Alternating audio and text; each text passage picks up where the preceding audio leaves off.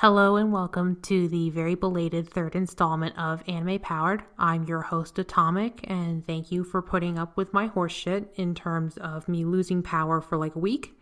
I am here again to talk to you today about very important topics, such as what anime I like and why I like them. The first thing that I want to talk about is the news. We are going to get through it relatively quickly because there wasn't too much that I want to talk about this week in terms of just general anime announcements. I know that a lot of PVs are dropping, but I'm going to save that roundup until probably a week from now, just to kind of catch a couple more of them as they come out. Well, let's get into it. The first news item that I want to talk about is Project Aiko finally dropped on Netflix. I took the opportunity to watch the entire thing, so I can safely say that it's a very decent anime, and you should give it a shot because it's one of Netflix's in-house animation projects, to where they funded the thing like Be the Beginning, that Godzilla anime, and a couple other ones. It's pretty ambitious in terms of its overall production value, and I thought the story was relatively decent. It could have been cut down into a 2-hour-long movie pretty easily, but really, as a 12-episode series, it's not half bad.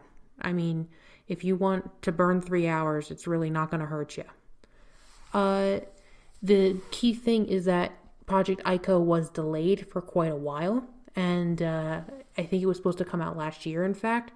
I don't know why Netflix delayed it for this long, but the long and short of it is that we get a better product out of it because with the constraints of anime airing schedules and actually being able to get a time slot on TV, you end up getting rushed productions. And what's nice is that Aiko didn't have that type of thing, so everything is really polished and has a very nice high production value with lots of different animators. And I'm sure that Netflix was able to maybe fork out a little bit more money than a normal animation studio would be able to for the same project.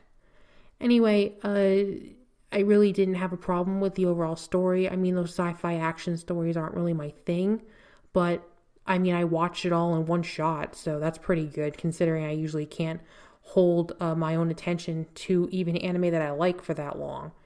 I usually take a break somewhere in between.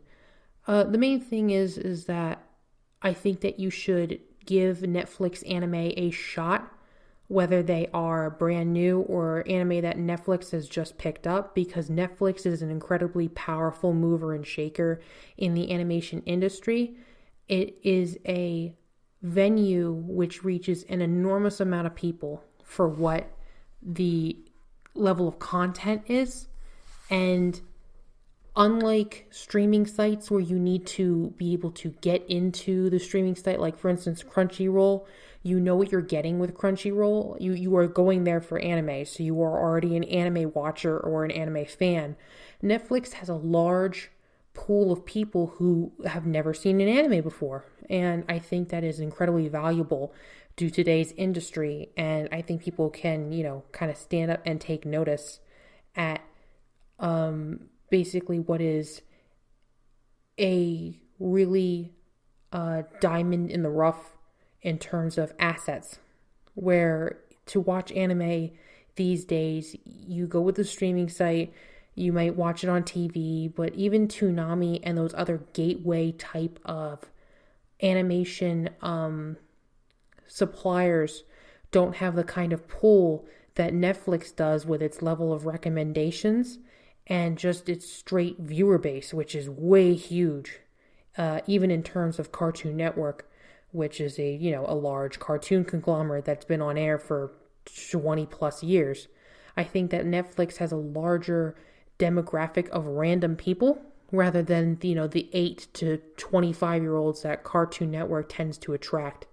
I think that the potential of getting people into animation even later in their lives is a higher potential than just airing it on television or airing it on a streaming site that has a little bit of a higher opening.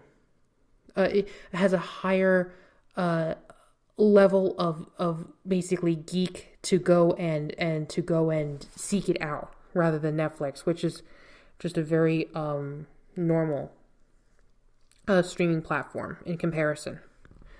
I'll talk more about that later, but I think that it's important.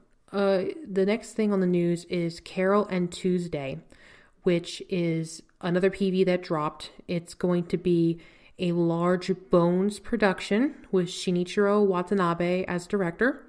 And it's going to be an original anime with a music score, and not too much is known about the plot. The PV was literally just a piece of key art and some music.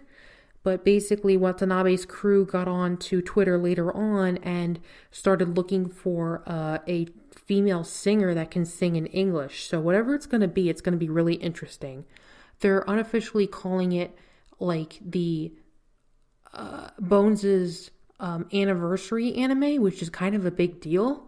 And the fact that Watanabe is working on an original project again has me very, very excited, because I love Space Dandy like shit hell. And I mean, I know that Watanabe worked on Sakamichi no Apollon, but that was an adaptation. And while it was a very decent adaptation, I think that he really has a flair with doing more original work. Even though a lot of people didn't like Zenkyo no Terror. I did, but I know that it was kind of highly contested in terms of who liked it or didn't. I think that Watanabe's directorial skill relies huge on the application of music in his shows. Pretty much every show that he's worked on works really, really closely with music. Cowboy Bebop, Sakamichi no Apollon, even Zankyo no Terror have these wonderful musical interludes all through them. And having an anime based solely in music like this looks really, really interesting to me.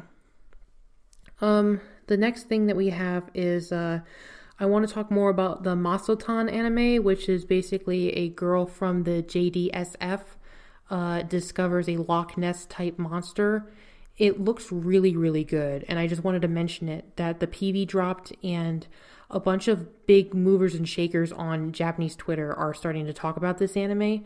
So I'm just putting it out here now that I think it's going to be a very big anime that's going to be coming, I think, next season. And I think it's going to be one to watch, or at least check the first episode out. There's more PVs. Akun to Kanojo dropped, and I know nothing about this anime, but checking out the PV, it has a rare element to it that I like, which is the dreaded male tsundere. There's only a few male tsunderes that actually exist in animation. We all know Sairan from Cardcaptor Sakura and Inuyasha from, Inuyasha. I think that this switch on the standard tsundere is interesting enough that I'm going to probably check it out, just because I tend to like the male tsundere. I think that they're done rather well, and the male tsundere, unlike the female tsundere, does not have that classic to modern tsundere switch that a lot of tsunderes tend to have these days, where the classic tsundere is somebody who slowly warms up to the person over time and ends up changing a lot between the first time that we see the tsundere to the last time that we see the tsundere in the anime. It ends up being a gradual waveform change from hot to cool, but the standard modern tsundere tends to flip-flop wildly between sun and dere, and I tend to not like that as much. I like romance when there's a gradual but perceivable advancement to the romance, and we all know that a lot of Japanese anime doesn't play by those rules. So with the male tsundere, they tend to be more standard, so I always like to see that. Next is Liz I can't even read my own writing. Liz in the Blue Word, Aoi Tori, which is a film set in the Hibiki Euphonium universe, which KyoAni does. KyoAni has put out a movie and 2 seasons of Hibiki Euphonium, or Sound Euphonium, which is basically band practice drama, the anime, and is really good. It's high production KyoAni. You can't go wrong with it, and it really, if you've ever been in a high school band, this anime is essential viewing, just because of how correct they get the band-based henpecking and drama that goes on within the band. I mean, seeing high schoolers fight is always a treat, but seeing a very realistic high schooler fight like this is very interesting to me, just because of how much it reminds me of my own band practice and trying to play the flute. Don't ask me to play the flute because I don't remember how, but it was always really interesting seeing how catty people get over musical instruments. It's crazy. Seeing the PV for this, it looks amazing. It looks like there's going to be storybook interludes that deal with a different animation style, which I always love to death. It's one of my favorite animation tropes just in general. And I mean, you really can't go wrong with, KyoAni's movies. They're always at least a decent watch, in my opinion. The next one is Isekai Izakaya, which is just basically Isekai Shokudo again. It just basically seems to be a show that is going to go over how great Japanese food is. It's the greatest thing in the entire world, and it's way better than any other food. All these people from another world love this food so much that they're going to stop acting like assholes in order to eat it. Basically the same thing that Isekai Shokudo did. Basically both these animes are bargain basement dungeon meshi animes, and I would rather have a dungeon meshi anime, but I'm going to check it out just based on the fact that Isekai Izakaya seems to be the first one where Isekai Shokudo was after, if I'm paying correct attention. Isekai Izakaya was a novel first, and then a manga adaptation, and then an anime. So I might actually check that out just based on the fact that I don't think that Isekai Shokudo was a novel. I might be wrong on that. But it seems to be a little bit more fleshed out. Isekai Shokudo was a little bit of a letdown in my opinion, just because the animation quality was rather low and it didn't have too much going on with it besides look at these fantasy characters eat standard Japanese and Western food. Hopefully Isekai Izakaya has a little bit of more body to it that I can be interested in, because I love watching, cooking anime, but they have to have something interesting going along with it rather than just being straight cooking. Maybe this is why I don't like Shokugeki no Soma much, because it just seems to be a standard shonen show with cooking instead of fighting. And much like cooking shows, shonen needs to have an extra rub for me to be interested. And Shokugeki no Soma doesn't seem to garner my interest very much. The next thing is Psychopaths. Psychopath is a pretty high production anime written by Orobochi, who is probably most famous for his work on Madoka for obvious reasons. He tends to write these kind of deep, contrarian plots with a lot of dark elements to them that is really interesting. Psychopath is about a future that's farther than our own, that ends up being kind of a police state that is controlled by a sensor that is always around you, that can read your constant base mood and potential to commit crimes. Basically, it's a program and a computer system that reads everyone's general brain makeup simultaneously, and people with higher or more normal brain makeups end up being elevated in society and given the best jobs, and people with shitty brains will be imprisoned just based on the fact that they have a shitty brain that could possibly be capable of various crimes. So basically, it's a utopian society that is based on being preventing crime before it even happens. And obviously, this is a terrible thing. It's super scary. And the characters that are in the anime fight against this society because it's kind of fucked up. And the main character was the most interesting because she is vilified by the society because she has incredibly good brain, but she realizes that this might not be a good thing because she sees that there's hypocrisy in having a good brain, and just because you have a good brain does not mean that you're a good person, basically. The original anime came out 6 years ago at this point, and then had a second season a little bit after that. Both are pretty decent, and it looks like there's going to be a third season, so great. Also, she and I share a birthday, which is really weird, but I looked that up last night, and I just wanted to mention it.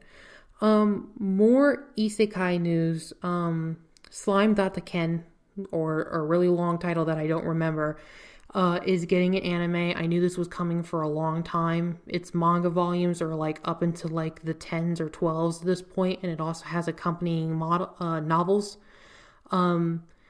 Basically, it's another standard transported to another world manga and slash novel. The main interesting point is that the point where the character starts is kind of the lowest of the low, but even then you have a couple of different manga and or anime that do this as well, and I think that this particular subset of isekai is done better with Kumo desu ga nanika, which is so I'm a spider, so what?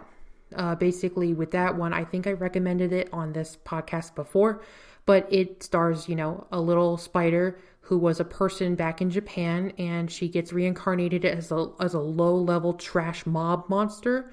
And through her own smarts and, kind of luck, she ends up working her way slowly through a dungeon and barely able to keep herself alive throughout.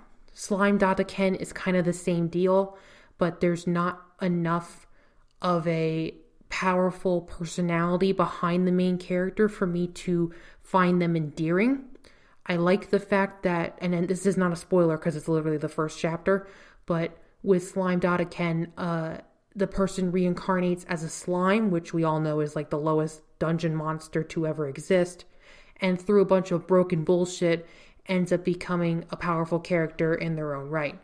I'm kind of interested in seeing how the anime does certain things because there are more comedic elements in Slime Dataken, but once again, it's isekai. Isekai is going to rule the world for forever, and any interesting plot points with isekai have to be taken with a grain of salt because I've probably seen them before at this point. I've been devouring a lot of isekai lately just in my own research, and it's all starting to be real samey to me. I really can't handle too much more of this shit. It sucks, but it's really, I hope the bubble on isekai bursts soon, but I don't think so, considering we're getting like 4 or 5 of them in the next 2 months. Maybe even more. The next one is, we have more PVs for original anime. There's one called Revisions. It's going to be a CG anime, which I find interesting. You know my stance on CG anime. I like them. I think that they have a place in the animation climate, and more CG applications will help grow the general understanding and application of CG.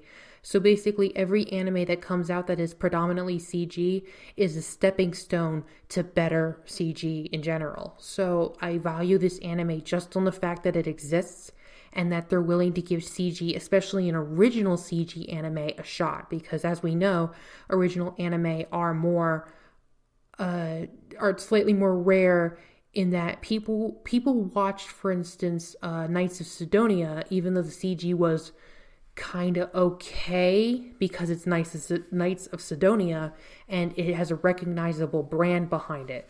But with an original anime, you don't have any recognizable brand, and you obviously have to rely on the power of your animation and your storytelling rather than people watching it just based on the fact that you're adapting something that already exists that they like. So that looks pretty interesting to me. There's not too much to know about it all altogether. The PV doesn't tell us too much, but it looks cool.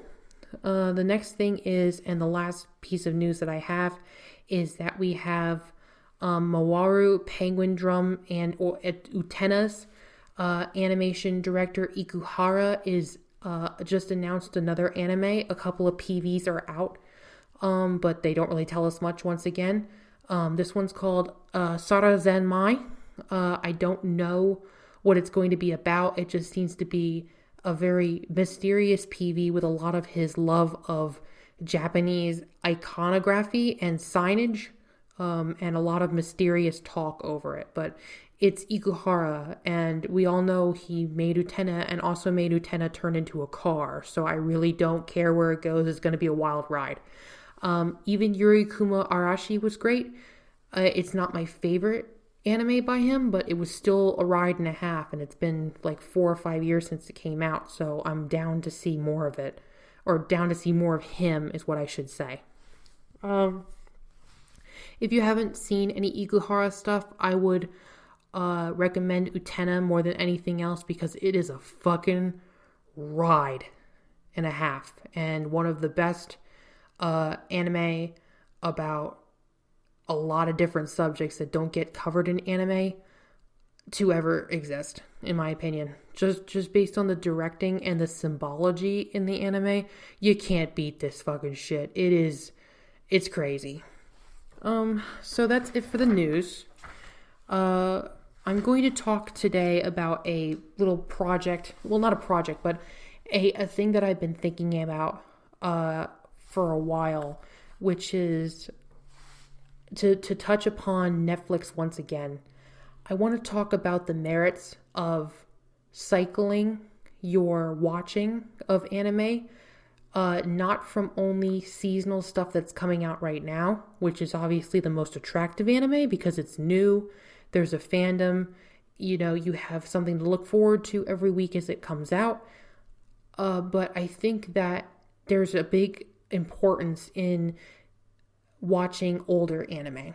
And a lot of people have brought up this point before, but thinking on it more and more, I realize how important watching older anime and watching a lot of the great anime of, the past couple of decades, the real big once every couple of years type anime, how important it is in terms of watching newer stuff.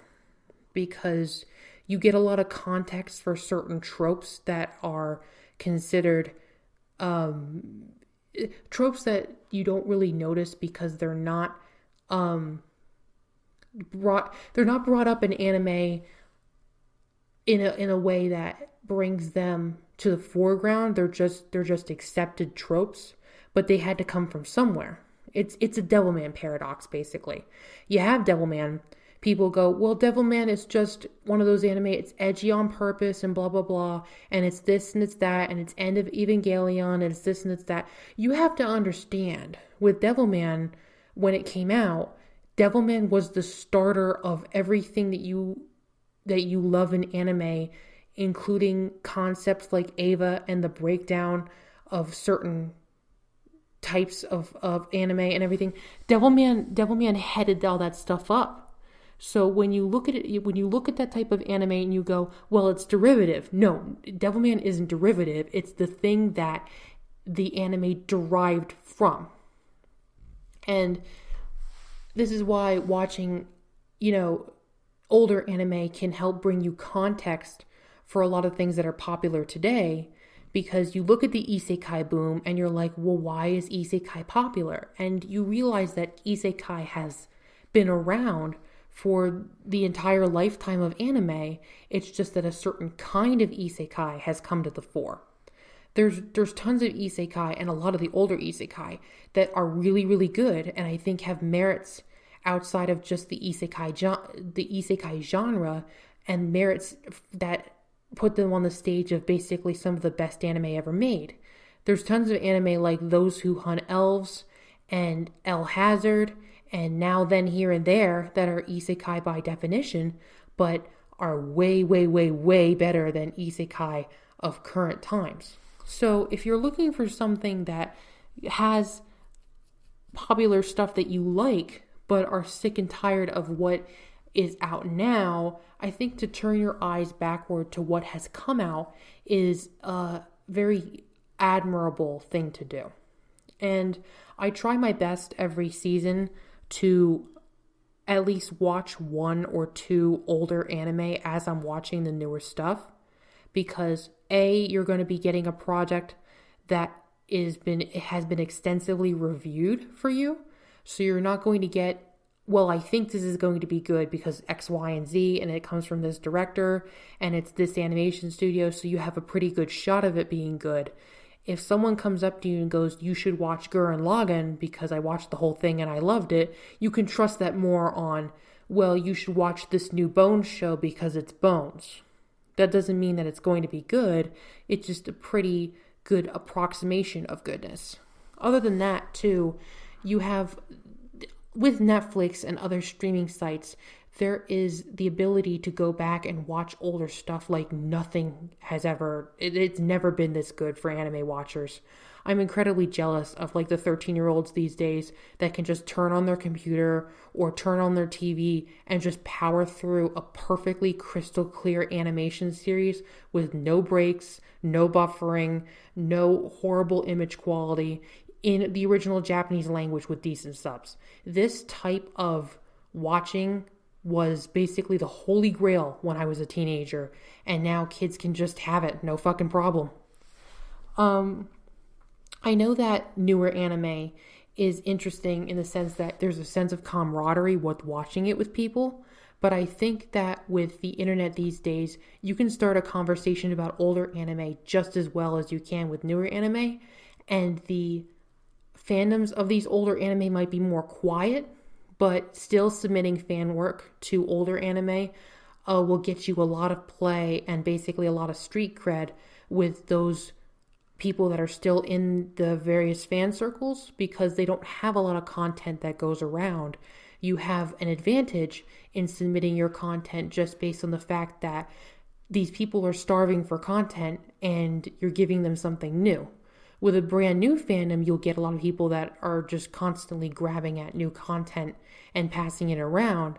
But I don't think that there is that level of starvation when you have an older fandom, which is nice too. Also, it's more quiet and less drama just in general, which if that's your thing, that's cool as well.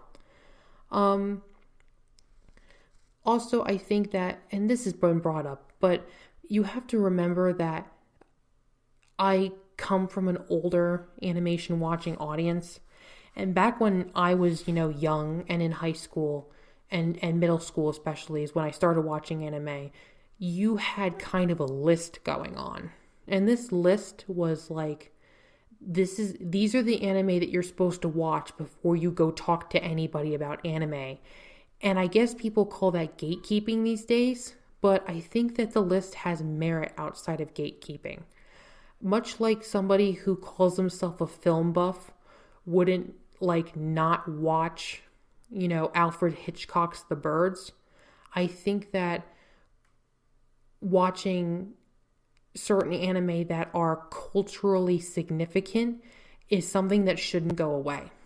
And I think that if you want to call yourself an anime fan or an animation fan in general, it would be cool if people would watch, people would go out of their way to watch different and maybe less passed around things, just so I can have more people to talk to be honest with you. Because, everybody's going to want to talk about End of Evangelion for all time, but, I think that people miss out on anime that will be talked about in 10 years just because they aren't as talked about as the newest hotness thing of the season. And this is with everything. Of course, there's going to be movies that are coming out that don't get, awarded at the award show, but in 10 years people go, well, that's an obvious classic, blah, blah, blah. I think I remember that The Godfather didn't even get any Emmys or whatever when it came out, or any Oscars. But later on, obviously, it's one of those movies that, people look down upon those who haven't watched it. I'm not saying I'm looking down upon anybody for not watching the classics, but I think that the classics are classics for a reason, and if we don't watch them and keep them alive through our attention, they might fall to the wayside. And recommending classics, especially to the younger kids in fandoms, is important as well, just because I don't think that with their watching style, which is seasonal animation and the popular stuff, that they'll stumble upon the classics before they kind of mature and get jaded like I did. I mean, back in the day as well, the amount of animation that you watched was way lower than the amount of animation that is available at every waking moment of every day. There's 20 or 30 shows per season. There's 4 seasons in a year. That's hundreds of hours of content to get through. So I can understand why certain shows fall to the wayside. And I can understand why people, just watch what they want to watch because they don't have much time to watch every single thing to see what's good and what's bad. And I think that's why reviewers are important, because they can help point people in the right direction. But then again, you talk to reviewers and they're out reviewing the popular things because that's what's going to get them views and hits. I mean, you see people talking about Sword Art Online even now because it's going to get them views and it's going to get them recognition. But I think that people in power in any review source, or people who have a lot of followers, I don't owe it to anybody, but I think that they could use their powers for good in showing off maybe lesser known stuff, just because I think that stuff deserves it a lot of the time. And it's not going to get a lot of play no matter what. I mean, one of my favorite series ever is on Netflix, and I guarantee that there's more people watching Mushishi now than when it came out like 10 years ago. So that's always really nice, and I think that kind of warms my heart. Gone are the days of turning on your television at 2 a.m. because you're up with the flu and seeing Yu Yu Hakusho for the first time, not knowing what it was. There's a general... Anime is more noticed now than ever before. And this is good and bad. I think that anime has the power to change how people perceive an artistic medium. And I think that anime has the power to... look, the popular actors and movie stars and singers more and more are like, quote unquote, admitting that they're into anime now. And I think that's really fun. I really like that type of thing, because anime was such a fringe niche for so long that I want to see more people get in contact with it, not knowing the tropes that we know and not understanding how anime works, because seeing that raw, unfiltered, first time watch of even the most standard shonen series is really fun, because they have no idea what's going to happen. They do not know the dynamics that are at play here. And that's always really great to see, that type of thing. I think that various anime tropes and things that happen in anime a lot are an untapped ground of things that people can cannibalize for other artistic mediums. And I think that even though anime is not a new thing, it has not been used to its potential. I mean, you have the animation adaptations that are coming out, back to back these days. Ghost in the Shell, that type of thing. And they're not really, they're phoning it in. They're phoning it in, basically. Where you get a general pantomime of what the original content was, but with none of what made the original content have the staying power that it has to garner a Hollywood adaptation. And I think Hollywood is always going to do this type of thing. But as we make the choice to have animation and anime be more noticed by the mainstream, we also have the choice of choosing with our eyes the things that genuinely stand out and that genuinely matter. And we have the power to change the minds of creators to acknowledge this medium as not just, it's animation and that's a thing that's for kids. it's animation that's a medium for telling a story, and I want to tell my story in this medium. Let me see what else. So also, yeah. So basically, to sum it all up, I think that if you have the time, going back to watch older anime has a lot of merit. And with today's climate of adapting older stuff, which there's lots of stuff coming out, like Boogie Pop Phantom and Karakuri Circus, and older and less used properties that are years old at this point. Going back and watching and reading old stuff has more merit now than it ever has had, just because if you don't know what's going to get an adaptation next in this climate. You get Full Metal Panic that hasn't had any type of adaptation for years and years, and look what's coming out next season. There's a safety in adapting things that people already know and love. And because the animation and just general film and television industry is scared to death of what they can adapt and what they can basically wring for money, you're going to see more and more adaptations with really weird pulls coming out of nowhere.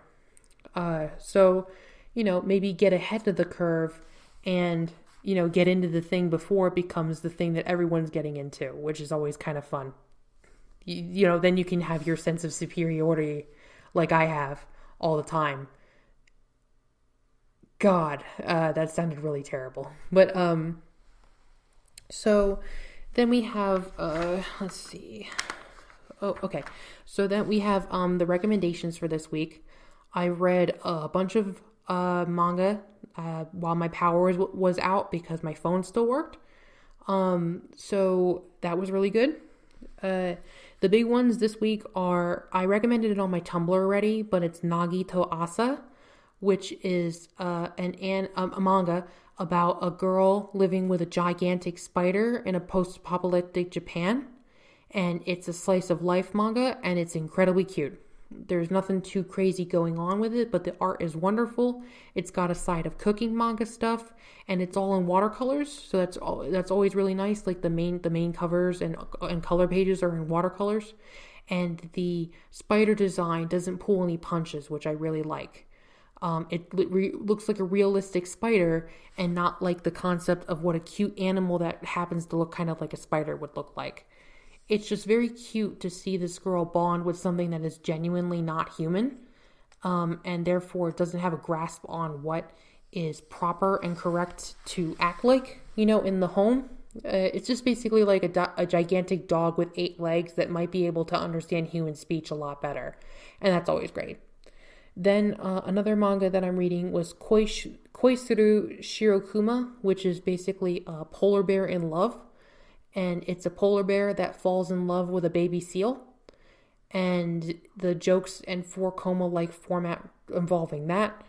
It ends up getting really touching in the middle, which is crazy for what it is. And the art is really cute. So if you're into polar bears or baby seals, there you go.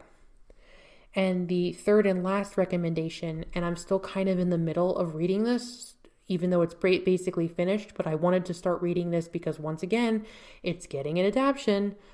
Is Piano no Mori, which is the forest's piano. It's about a young boy who plays the piano in the forest that was dumped there basically every day and becomes a piano virtuoso. It kind of has the same structure as Euroli and April, with a little bit less like love triangle drama stuff. Well, not love triangle, but like romance drama stuff. It just basically has to deal with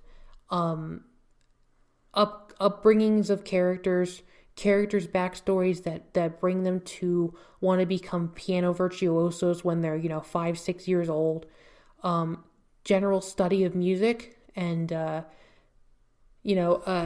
these wonderful, beautiful art pages that really convey the powerfulness of the piano playing, which is always really hard to do in a book format where you do not have sound or movement to convey music.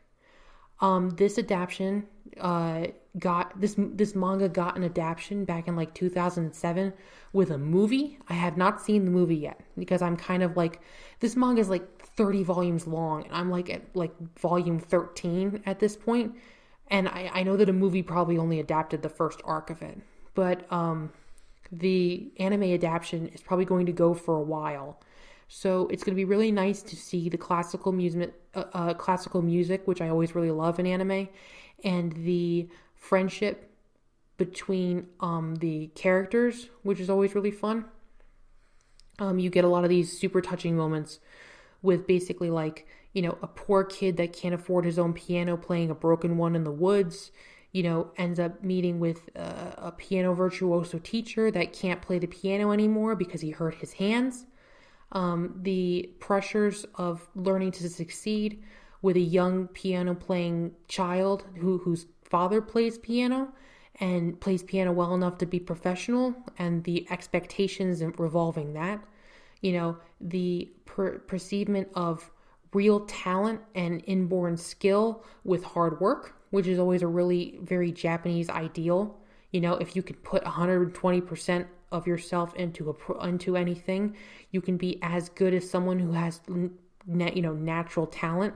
I don't like using the word natural talent because I personally believe that people can do anything that they set their minds to given enough work, but some people have natural proclivities that end up giving them a little bit of an extra edge on what maybe somebody would be able to do just basically with hard work. People grow differently and they succeed differently. And I think that, there's the whole nature versus nurture thing.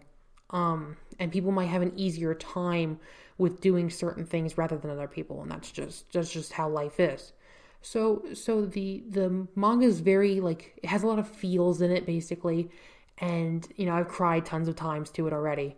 And listening to it with piano, and actual movement and, talking is going to probably bring my opinion of the manga even higher, because once again, to bring up Watanabe for a second, music in anime is so freaking important. And anime that deals with music is basically a very beautiful marriage of two things that I really enjoy looking at, which is beautiful animation set to beautiful music, and the fusion of those two things. Some of my favorite anime to ever exist are anime like Beck and Sakamichi no Apollon, that their whole deal is the playing of music and the how music moves you and what music can do to the connections between people. So, and plus classical music is always really interesting to hear in anime. Any anime that uses classical music at all always is kind of neat to me. So please look forward to Piano no Mori next season. I don't remember if I recommended it in my original anime recommendations, but I didn't touch the manga at this point, so I didn't have a good background with it, not like I do now. If you wanted to read the manga as well, like I said, it's a long one, a real long one, but I've been having a good time with it, and grabbing a volume or two a day as my power's been off. So that is it for this week. I really don't have too much more to say. Thanks for putting up with me, and thanks for putting up with my lateness. We have just one more segment for the week. Well, actually two more. We're going to have the questions, which I'm going to pick 3 for today because I've been talking pretty long. And then I'm going to sign off. So the first question is from Third Degree Burn. Wow, I could not read that. I'm getting kind of tired. This person asks, what is your deepest, darkest anime fear? Like, what do you hope never becomes popular or a trope that should never become widely accepted? This is pretty easy to answer. I really hate isekai, and I'm really sad that is a trope, but that's already happened and kind of maybe on the downswing at this point, hopefully. Like I said, hopefully we're reaching the bubble soon, because if this is going to go on another 5 years, I don't know if I'm going to be able to take it. To bring up my previous point about how anime is a medium, I am scared to death that Western audiences will try to boil down anime into a pale imitation of itself and not realize that what it can do. And I'm scared of the rise of the anime movie adaptation, because we've had a couple of shots, we've had a couple of shit over the years, but there hasn't been a true assault with them yet. There's been grabbed and canceled movies. I mean, the Akira script has been knocking around for years on the internet. Do yourself a favor and go read that pile of shit, that freaking burning tire fire, and then come back to me with tears in your eyes, and I'll hold you as we both cry together because of how horrible that script is. But basically, I'm scared of basically any large rush of samey anime that all happens at the same time is scary. We have a ton of anime that always exist that are terrible right now. Besides the isekai genre, there's the genre where people are really into wanting to, screw their little sisters. And I really hope that ends soon too, because I'm losing my faith in humanity every day. I'm also really scared that after isekai leaves, we're going to just have something worse too. So basically, I'm terrified of the new thing on the horizon that we don't know about yet, because I'm jaded once again, and I've seen a bunch of trends go through anime lately. Yeah, that's a little bit more difficult to answer than I thought. But other than that, there is 2 more questions that I have. Mr. PMLQ, I think that's how I say it, but they ask, so what are your thoughts on Dragon Ball? Wow, this is a big question, because Dragon Ball is so long and there's so much of it, and each part of it feels like a different anime, especially in terms of Dragon Ball to Dragon Ball Z, or Kai to GT, or the movies, or whatever. My thoughts on Dragon Ball is it's one of those big, culturally significant anime that has changed the climate of anime in general and should not be ignored because of that. But if you're gonna jump in on it, God bless you, because there's so much of it. Oh my God. And it's not gonna go away ever. Akira Toriyama is gonna be like spinning in his grave, and they're still gonna be making adaptations. So the biggest things is that lately I've been, seeing a lot of spoilers on Twitter for the newer Dragon Ball Z shit, and it's crazy. I mean, I don't want to get into spoilers too much, but it seems like a lot of dumb bullshit is happening all at once. And in terms of characters, Goku is a terrible person, but when we get this out of the way, I think we'll all be able to grow as human beings. So yeah. But basically, Dragon Ball, specifically the question talks about Dragon Ball especially. I liked Akira Toriyama's manga work in that way better than Dragon Ball Z, because he ends up making a more sterile product that is focused on, the sharpness and fight scenes and a lot of stuff, while his Dragon Ball work was a lot more vibrant and alive feeling to me. But maybe that's just because I like the more Journey to the West type of story arc, rather than, tournament arc, fight, which is also really good, but not my bag, as much as exploring, a different and interesting new world like Dragon Ball was. So yeah, my thoughts on Dragon Ball are, it's big and kind of scary for newcomers. And there's a lot of dumb shit going on lately in the episodes that I'm getting spoiled with on Twitter. The last one is from Nocturnal Therapist. Nocturnal Therapist. They ask, How do you feel about some of the more recent Pop Team Epic episodes? The shift to the one large narrative and then only a few other skits outside of that doesn't seem that great, though with one large exception of Hell Shake Yano. And now I'm thinking about Hell Shake Yano again, so thank you. I love Pop Team Epic. In terms of what it means for the animation industry, you never know what you're going to get with Pop Team Epic every week. And I think that their longer skits that have a lot of smaller jokes in them are really interesting, coming from a 4-Koma comic with that prides itself on being random every installment. I think that they're a different pacing and type of show than what we expected for Pop Team. But directorial wise, I can sense B Cub's little fingers in every pie of this anime. And don't get me wrong, I just am in complete and utter love with the Mistress segment in episode 10. It was amazing. I really, really love the murder mystery angle.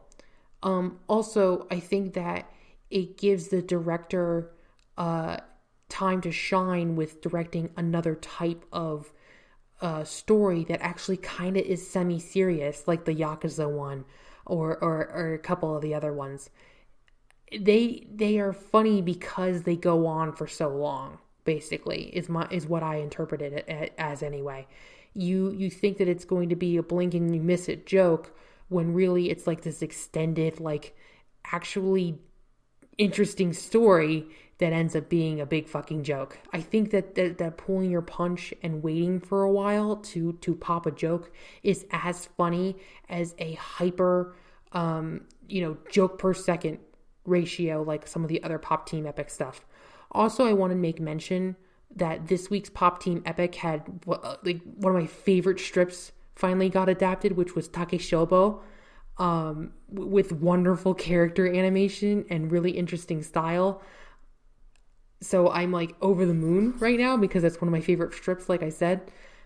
We have like 1 or 2 episodes left of Pop Team Epic, and they've gotten to most of my favorite strips, but I'm actually really interested in seeing if they are going to have the balls to adapt the hamburger strip or not, because it's so reposted that I feel like they might not do it just based on the fact that everybody knows that strip.